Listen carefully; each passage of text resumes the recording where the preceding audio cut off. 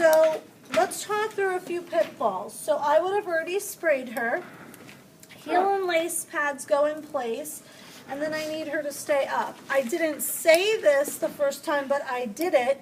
This is how I want you to roll the tape, the pre-wrap, because you're going to get bumped up against the foot otherwise. So it's better to stay low on the foot. I only cover half of the heel and lace pad. You see, I don't start all the way down here. I cover right at it, or half of it. Wrap under the foot, stay low, don't pull too tight, because those of you who pulled too tight, you noticed you started to roll the pre-wrap, right? Once you roll the pre-wrap, there's nothing you can do except pull the pre-wrap off and like rip that section, but then you've compromised your pre-wrap and you've got to go over it. So the key to not having that roly-poly stuff happen is pull with the right amount of tension, not too much, and then watching your angles. So what I don't want you to do is get caught up like right here and then you're like, oh crap, what do I do next? You want to try to envision it that you're hitting the heel, right along her heel. This is why I tell you to use spray, because the pre-wrap's going to stick. You see how I hit that?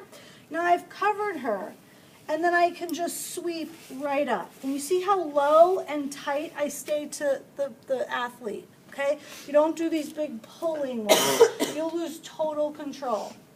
From there, we're going to do our anchor 50% with a little bit of tension. And this is what I wrote but didn't do, is 2 of them, okay? So it gives you a nice anchor point, okay?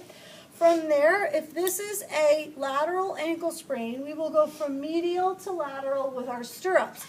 If this is a medial and lateral ankle sprain, I'm going to come right up the middle and support both the medial and lateral at the same time while I'm pushing into dorsiflexion. Do you see that?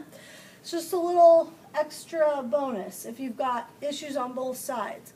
Traditionally, we're lateral ankle sprains, plantar flexion, inversion, ankle sprains. Once I'm here, stay real close, lower that anchor a little bit lower so they're constantly overlapping each other and not just like the building up the tape all on this upper section.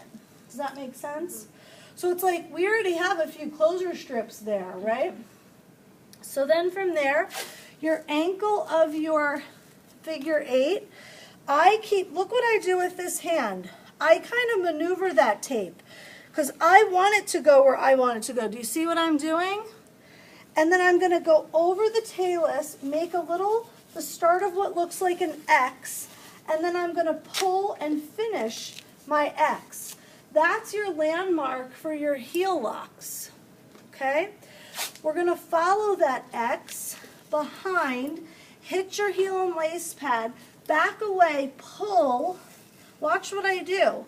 I manipulate. Look what I'm holding, the tape here, so that I don't lose control. Look how clean that looks. Constantly around, follow the X. I'm pulling the whole time with my tape to create tension so I'm not creating wrinkles. So those of you who had wrinkles, that's why. You lost tension when you changed hands and then when you changed hands back. So that was lateral, right? So medial. I come under. I want to hit that heel and lace pad. Pull it. Now look at it. Up. Cross back over that imaginary, envision an X. Do you see the tension I'm still using? Do you see? That's why there's not one wrinkle there. And then I rip and lay down. Your closer strips are going to bisect the calcaneus, and I'm going to try to hit the dorsum of the foot. You see that? Then I'm going to overlap it 50%, and I'm going to do it again. That's why I taught you the thigh technique, okay? So then here we go again. Now I'm starting to kind of come a little more cylindrically. Now I'm aiming a little bit more up, but you see all these stirrups? We got to cover that up. That's why you want to go to the top of your anchor. I want to capture that. so it doesn't catch on her sock or whatever equipment she's got under there. The final piece is another heel lock, another figure 8. Again, you see what I'm doing to maneuver that tape? No wrinkles. Okay? Then you have your dorsum of the foot closure strips. You're going to just place on top, wrap under. They can overlap, they don't have to. I don't put a lot of tension, but do you see that fray? I need one more dorsal closure strip. I'm not going to do like that.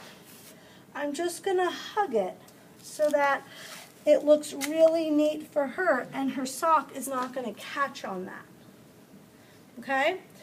So the big issues were going to be some of this stuff. Making sure it's not rolling. If it's rolling, you didn't hit your angle, you did too much. You don't want to get fancy and like some trainers will go up, they'll go down. Like if you know how to do that, great. But if you start to see that, then you have to yank that out, flatten it back out, and you got to go fix it. So it's better, I find, to do a spiral right up. Don't get fancy with this stuff, okay? Okay, so we're going to post those videos